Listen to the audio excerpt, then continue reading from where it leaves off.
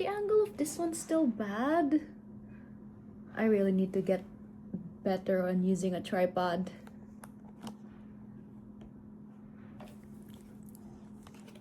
Okay. This is why my phone's screen protector cracked the other day, isn't it? This is probably the reason why.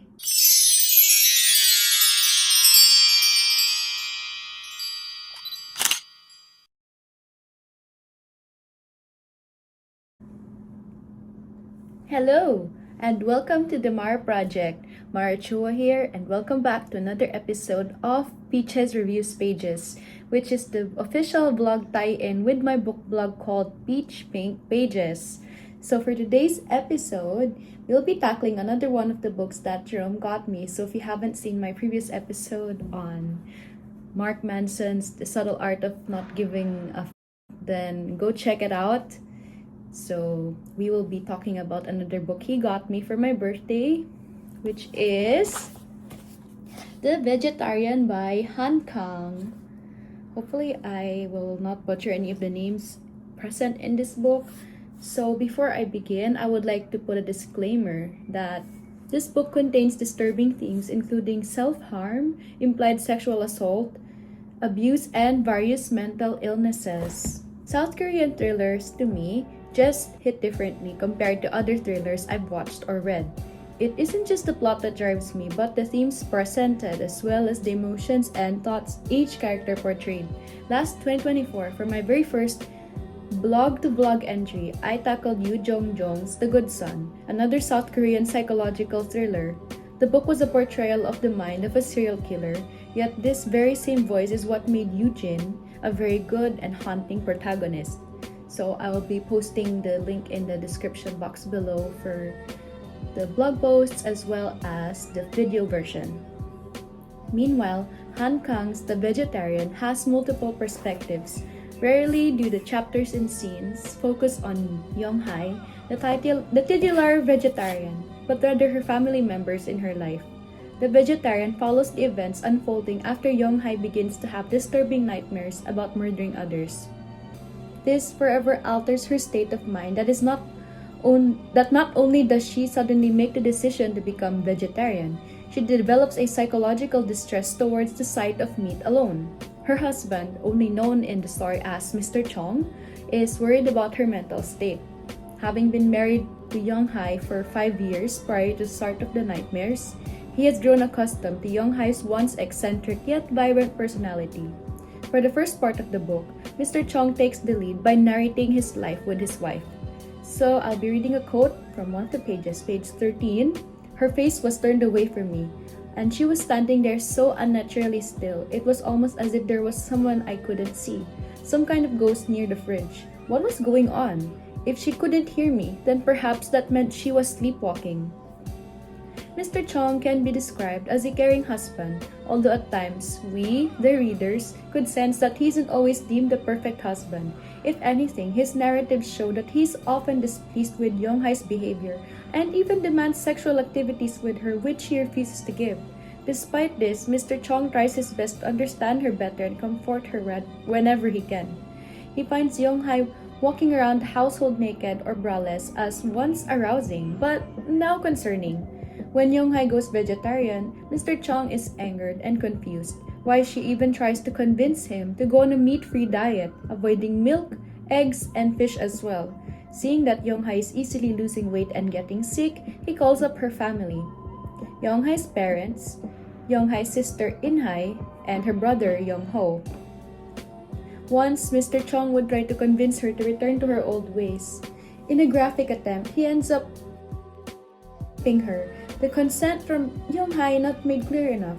He would end up doing this a few more times. So I was going to get into the description on how this assault happened, but due to the graphic nature of this story and the uncomfortable scene, I decided to skip it. But it was actually just very short, which is why it's also heavily implied, because the scene, according to the perspective of Mr. Chong, only lasted about 2 if not 3 sentences.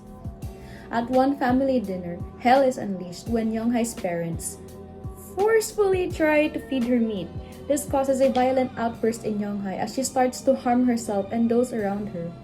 Mr. Chong's chapters end when he and In-hye visit Yeong-hye in the hospital, who is recovering after she attempted to slice her arm open.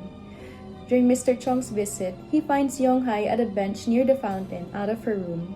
There, he discovered a horrifying sight. In her hand was a dead bird, of which it appeared to have been killed by Yeong-hye. The bird bleeds, its feathers and wings all crumpled up. Despite the chapters focusing on Mr. Chong, Yeong-hye would also have POVs in between. In the italicized text, we get to read her thoughts as she recounts her nightmares, as well as, other thoughts. So I'll be reading some of them below. Chewing on something that felt so real, but couldn't have been. It couldn't.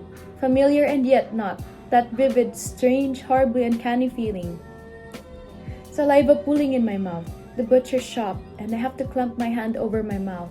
Along the length of my tongue to my lips, slick with saliva, leaking out between my lips, trickling down. Why are all my edges sharpening? What am I going to gouge? In the second part of the novel, called Mongolian Marks, has an omnipresent narrator who talks about another character, Yeong-hye's brother-in-law. He's married to In-hye, Yeong-hye's sister, and they have a little boy named Ji-woo. This brother-in-law is never named throughout these chapters, but his own storyline, thoughts, and actions are enough to reveal who he is. In Mr. Chong's chapters, he expressed being jealous of Yeong-hye's brother-in-law for being a successful artist who is multi-talented, unlike Mr. Chong, who has a boring job. The artist particularly likes to work with sexual art pieces. So another quote, "The naked bodies of the men and women were brilliantly decorated, covered all over in paint and flowers, and there was something simple and straightforward about the ways in which they were having sex. Without the taut buttocks, tensed inner thighs, and the skinny upper bodies that gave them a dancer's physique, they would have looked merely provocative like pornography. Their bodies, he hadn't drawn in faces, had a stillness and solidity that counterbalanced the arousing nature of the situation."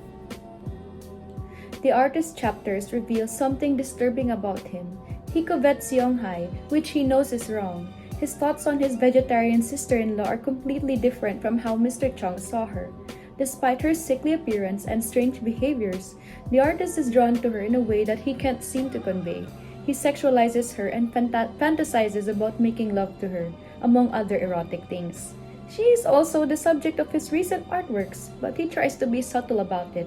He knows he shouldn't act like this as he has always been loyal to In-hye. Everything about her sister pleased him. Her single-lidded eyes, the way she spoke, so blunt as to be almost uncouth, and without his wife's faintly nasal infection, her drab clothes, her androgynously protruding cheekbones, she might as well be called ugly in comparison with his wife.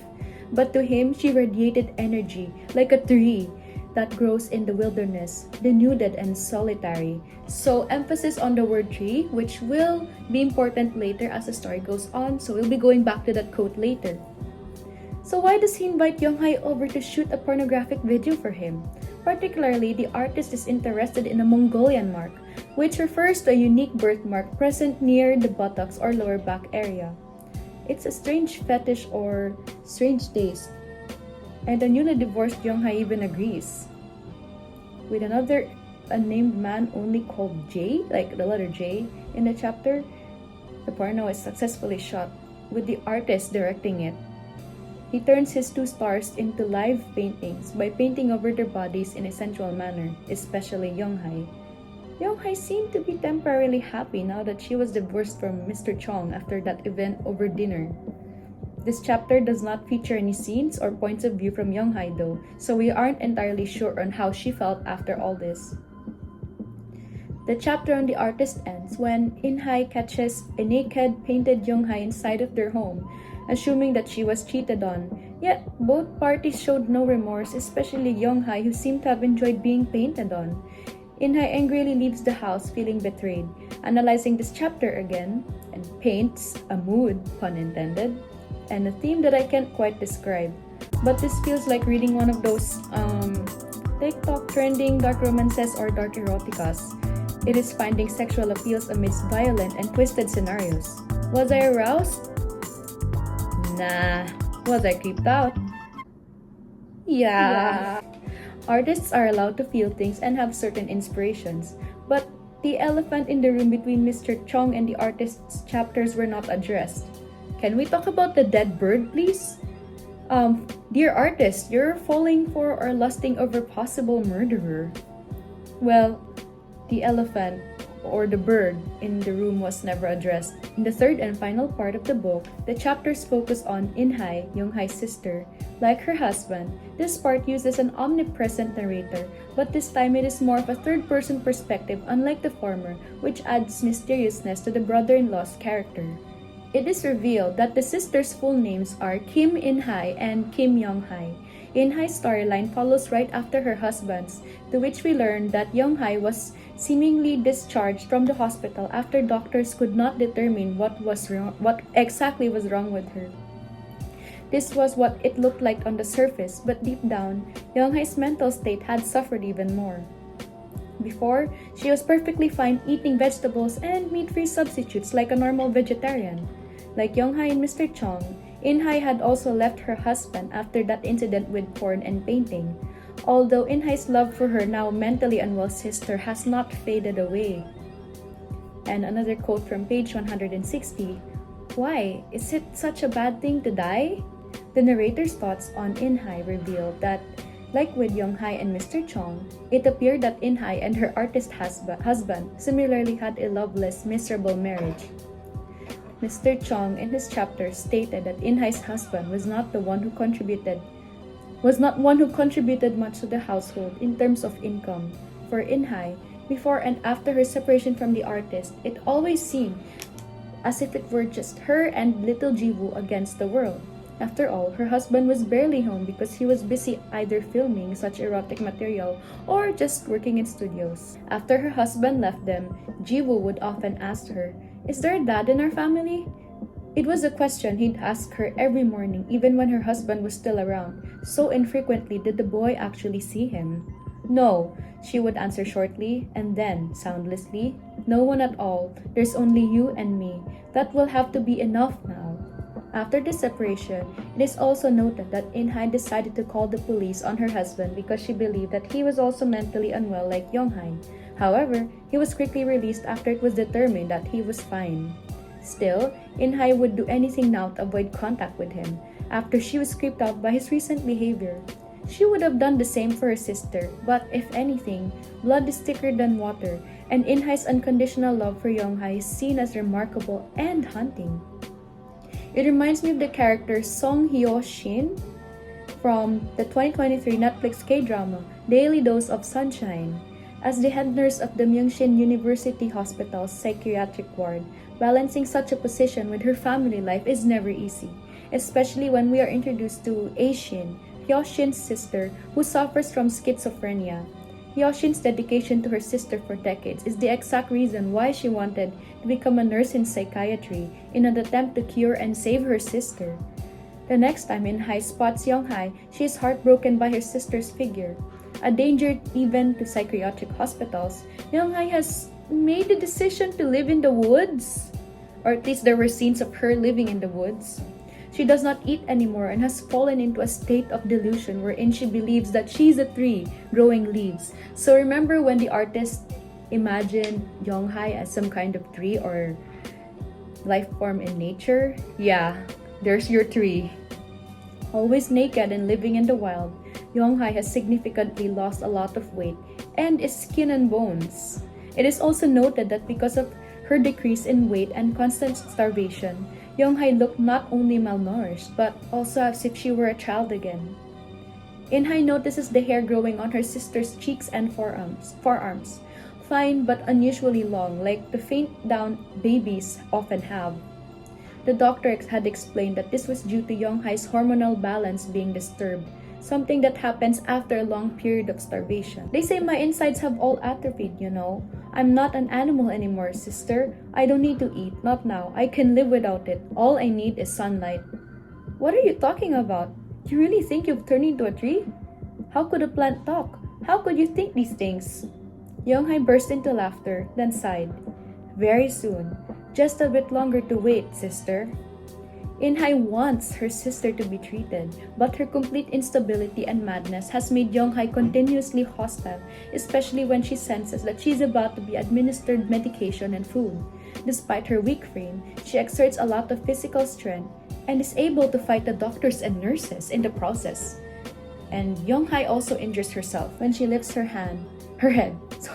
When she lifts her head, the face she sees reflected in the mirror is wet. Eyes from which so much blood has spilled in her dreams. Eyes from which that blood always refused to be wiped away, no matter how fiercely she scrubbed at it with her hands. But the woman's face is not crying, not now. It's only staring wordlessly back at her, like always, betraying not even the faintest hint of emotion. The wailing cry that tore at her ears a little while ago was so raw, full of anguish. She finds it difficult to believe it came from her. Still, In-hye won't ever let go of her sister. After rescuing Yeong-hye from medical staff, she realizes that she forgot to pick up her son from school. Ever since Yeong-hye's health declined and In-hye's husband's scandals, In-hye has fallen into a depressive state. To stake everything, and lose everything? And those sisters could be broken together, fragile but never letting go of each other. The story ends with In-hye struggling to nurse Yeong-hye on her own, back to health. But it's better than whatever scariness lies in the real world. Forever are they sisters. Forever are they one with nature. Her life was no more than a ghostly pageant of exhausted endurance, no more real than a television drama. Death, who now stood by her side, was as familiar to her as a family member, missing for a long time but now returned. That quote alone also sort of implies that Yeong-hye could be dying, but it's only because we don't get the full perspective of how she was feeling throughout In-hye's chapters. Overall, this book was well written. Yes, it haunted me as every psychological thriller should. This one, though, had a certain darker tone to it. I was about to compare The Vegetarian to The Good Son, but I think there isn't anything that it should be compared with, as I enjoyed both of them equally. Both characters, Eugene and Yeong-hye, go through their respective descents into madness. Their spirals were also a result of nightmares they both had, although for Eugene, they started in his childhood, when he was noted to be an apathetic character. For Yeong-hye, it was done out of fear. I would love to read more stories like these. If you're interested in stories dealing with mental illnesses and other similar themes, you can check out my posts and official blog versions of Catherine Lacey's Nobody's Ever Missing, Osamu Dazai's No Longer Human, Matt Haig's The Midnight Library, and Fortune Smiles by Adam Johnson. The lattermost title does not have an individual post and commentary, however, you can still find it in my 2025 recap reads. So I'll be posting all of the links to these books, titles, and blog commentaries in the description below. So thank you again to my wonderful boyfriend Jerome for the gift. Aww. You're the best reading partner and lover I could ever ask for. Wait, isn't that technically the same thing? Oh well, to me, you are my muse, always. Gosh, that is so cheesy. Anyways, I hope you guys enjoyed this episode. Again, sorry for the disturbing themes presented. I thought it was just gonna be like a murder mystery, kind of like The Good Son. I don't know why I first thought of that, but as I read further into the book, it was actually pretty disturbing and pretty scary, to the point that when I was reading this at night, because usually nighttime's the only time I have to be able to read my books, I felt kind of scared. I was like, man, I shouldn't be reading this at night. So yeah. So that is all for today's episode. Thank you so much for watching, and I will see you in another episode of Peaches Reviews Pages. So I have 2 more entries coming up your way, and then I'll go on an indefinite hiatus for until when I'm able to vlog again. So yeah. So this was Mara Chua of the Mara Project. Bye guys!